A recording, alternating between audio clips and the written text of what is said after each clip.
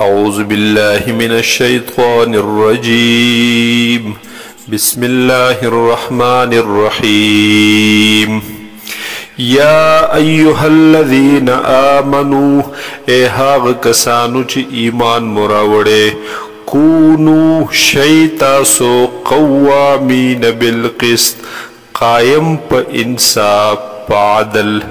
یعنی کلک ولاړو سی پا انصاف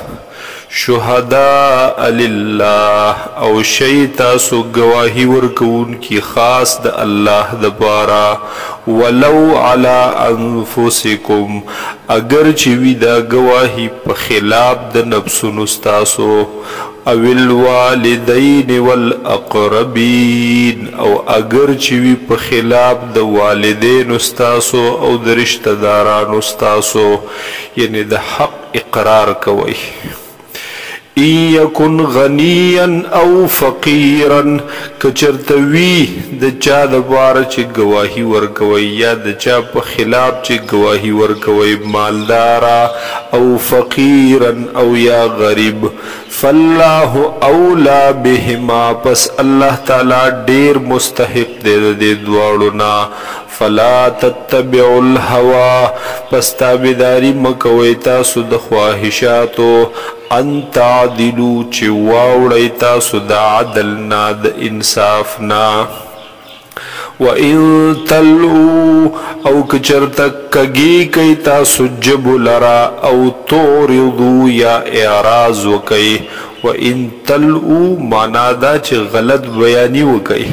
او توردو مانا دا چی بالکل دا گواہین انکار وکی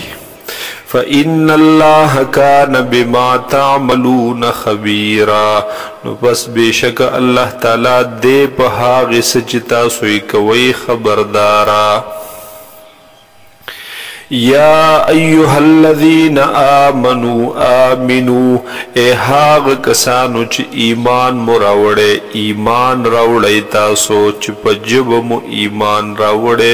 پزڑ سر ایمان راوڑے باللہ پا اللہ باندے ورسولہ او پا رسول دا اللہ باندے والکتاب الذی او پا کتاب ہاغی نزلا چی نازل کرے دے اللہ تعالی علی رسولہ پا رسول خپل باندے والکتاب الذی او پا کتاب ہاغی باندے انزل من قبل چی نازل کرے دے اللہ تعالی مخید دی قرآن پاکنا وَمَن يَكْفُرْ بِاللَّهِ وَمَلَائِكَتِهِ او چاچ انکارو کو دا اللہ نا دا پرشتو دا حغنا وَكُتُبِهِ وَرُسُلِهِ وَالْيَوْمِ الْآخِرِ دا کتابونو دا اللہ نا دا رسولانو دا اللہ نا او دا ورز اخیرینا یعنی دا ورز دا قیامتنا فقد ضل ضلالا بعیدا نو یقینا دے گمراہ شو پاگے گمراہی لری سرا جوری سرا ان الذین آمنوا ثم کفروا بیشک ہاغ کسان چی ایمان راوڑلو او بیا دوی کفرو کو ثم آمنوا ثم کفروا بیا ایمان راوڑو دوی او بیا کفرو کو دوی ثم ازدادو بیا زیاد شل دوی کفرن پا اعتبار کفر سرا لم یکن اللہ لیغفر لهم ندے اللہ تعالی چی اوبخی دوی لرا ولا لیہدیهم سبیلا او نا خی اللہ تعالی دوی تلار نیغا بشر المنافقین زیر ورک اے نبی علیہ السلام منافقانو تا بأن لهم عذابا علیما چی بیشک وی بد دوی دپارا عذاب دردناک الذین دا منافقان هاغ کسان دی یتخذون الکافرین اولیاء چی دوی نسی کافرانو لر دوستان من دون المؤمنین علاوہ دا مومنانو نا یا پا مقابلہ دا مومنانو کی ایبتغون عندهم العزتا آیا تلاش کوي دا منافقان د دغی کافرانو سره عزت لرا قوت او غلبه لرا فإن العزت لله جميعا پس بیشکا طول عزتنا خاص د الله سره دی غلبا قوت طاقت خاص الله لره دی وقد نزل عليكم في الكتاب او یقینا نازل کړی دی الله تعالی پتا سو باندې په کتاب کې په قران پاک کې ان دا خبره اذا سمعتم آیات الله چکلتا سو واوري آیاتونه د الله تعالی یکفر بها چې انکار کولې شي د هغه نه کفر کولې کیږي په هغه او یستهزأ بها او ټوکی کولې کیږي په هغه پوره فلا تقعدوا معهم نو پس مکه نه تاسو د دغه خلق سره حتى يخوضوا في حديث غيره آن تر دې چې دوی مشغول شي په هغه خبرو نورو کې انکم کجرد کې ناستئ تاسو د دوی سره نو بشکا